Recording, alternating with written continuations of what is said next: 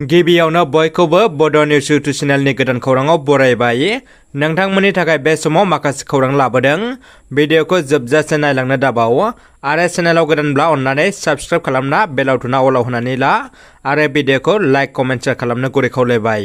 दानिया फैदो दिनैनि खौराङाव।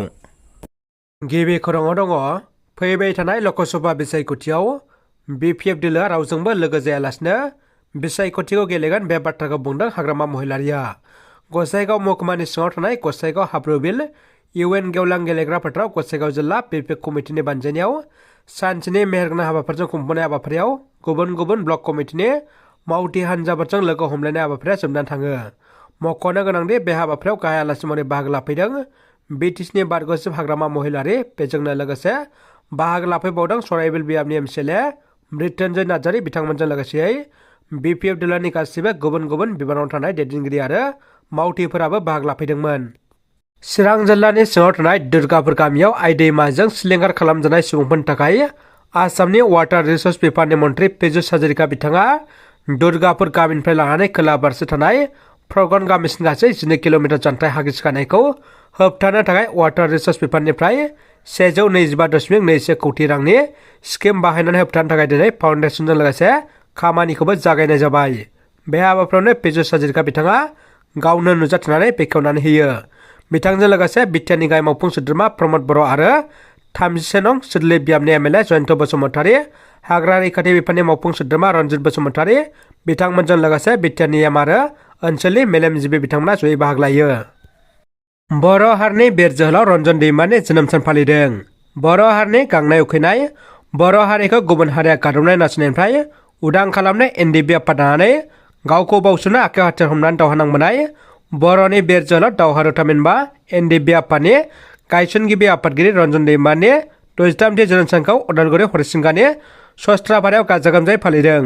1960 मायथाइनि 2 फेब्रुवारि खालाराव जोनोम मोननाय दिनै बिथांनि बे गोथार जोनोम सानखौ उदालगुरि जिल्लानि सिङाव थानाय सस्त्रापारा गेवलां गेलेग्रा फोथाराव United forum of ex NDFB आफादनि बानजायनायाव ओनसोलनि लोब लोब रायजो राजाफोरनि नुजाथिनायाव गाजा गोमजायै खुंफुंनायखौ नुनो मोननाय जादों। दानिया फैदो गुबुन मोनसे खौराङाव। उदालगुरि जिल्लानि सिङाव थानाय भेरगावआव 2017 मायथाइयावनो जोनोम मोननाय Bhergaon agar' organic company limited मुंनि आबादारि एफपिसिनि खामानि मावनायनि सायाव सुलाद लानो आसाम रायजोआरि दिहुनथाइ आरो सोलायथाय आय'गनि लेङाइ मासिगिरि थामहिनबा बारग' एमपि रौमारि डेक्काया नायबिजिरफैदों। मोनसे दुखुनांथाव आरो खास्रि बेस्रि खौरां। उदालगुरि जिल्लायाव मोनसे बुथारनाय जाथाय। बे जाथाया जादों उदालगुरि जिल्लानि टंला गसाइखाट गामियाव। गुबुन हौवाजों मोजां मोनलायनायनि थाखायनो गावनि असे फिसायखौ बुथारदों बिजि प्रतिमा राभाया। असे हिन्जावनि आखायाव जिउ खहा जादों सासे हौवानि। खौरां मोननाय बायदिब्ला उदालगुरि जिल्लानि कलायगाव थानानि सिङाव थानाय गसाइखाट कसारिथल गामियाव बिजि प्रतिमा राभाया मोजां मोननाय प्रनद राभानि हेफाजाबाव थांनाय हरनि खमैबो 1 रिंगासो समाव फिसाय प्रदीप राभाखौ गोदोना सोरजिनानै बुथारो। जाथायथिलियाव कलायगाव थानानि पुलिसा नुजाथिना संदानो आरो बुथारग्रा बिजि प्रतिमा राभा आरो मोजां मोनगिरि हौवा प्रनद राभाखौ खानो हायो। बे जाथाया ओनसोल नाङैनो बयखौबो सोमोनांहोदों। हाग्रामा महिलारि आरो बिपिएफनि सायाव गोख्रों बेरेखा बिबुंसार होदों बिटिआरनि एम रन्जित बसुमतारी बिथाङा। हाग्रामा महिलारिया गावनि दाय मावनायखौ सिमान लानांबाय, बेनिखायनो सिलिगुरियाव खाना थानांगौ जादों।